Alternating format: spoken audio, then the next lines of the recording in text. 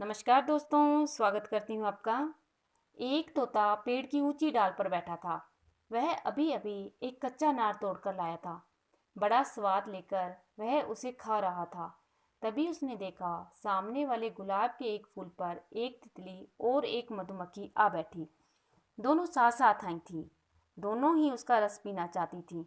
वे आपस में झगड़ने लगी। तितली बोली, अरे पहले मैं आई हूँ, इस फूल पर मेरा अधिकार है, तू कहीं और चली जा। मधुमक्खी कहने लगी, हटो भी, तुमसे पहले मैं आई हूँ। दोनों काफी देर तक आपस में इसी प्रकार तू तू मैं करती रही। अंधेरा घिरने लगा था। उन्हें घर भी जल्दी लौटना था।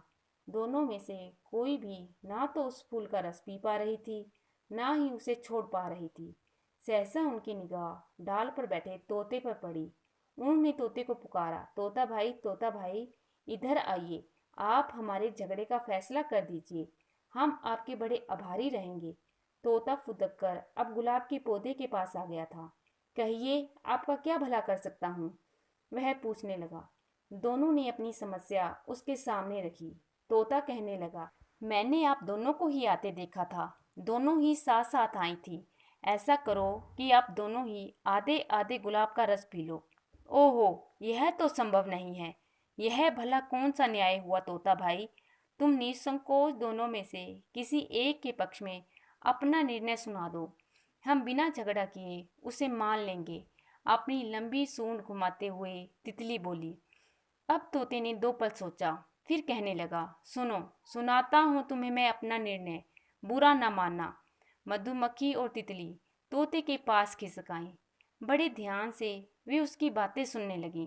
इस फूल पर मधुमक्खी का अधिकार है, तोता कहने लगा। यह सुनकर मधुमक्खी प्रसन्नता से भर उठी, पर तितली बड़ी उदास हो गई। वह अपनी निराश दृष्टि तोते पर जमाकर पूछने लगी, ऐसा क्यों कहा तोता भाई? मैंने आखिर क्या अपराध किया है? तोता दो पल रुका और फिर बोला, देखो, जो औरों को देता है वही पाने का सच्चा अधिकारी है। तुम दोनों ही फूलों का रस पीती हो। तुम उसे केवल अपने काम में लेती हो, पर मधुमक्खी उसे शहद के रूप में दूसरों को दे देती है। फूलों के रस को और भी उपयोगी और गुणकारी बना देती है। वह स्वयं मर जाती है, पर शहद बनाना नहीं छोड़ती।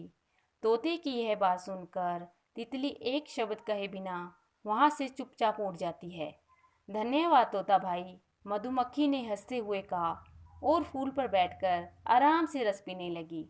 वह मन ही मन सोचती जा रही थी, उस जीवन से क्या लाभ जो दूसरों को उपकार ना कर सके, उनके कुछ काम ना आ सके। तो दोस्तों, कैसी लगी आज की कहानी?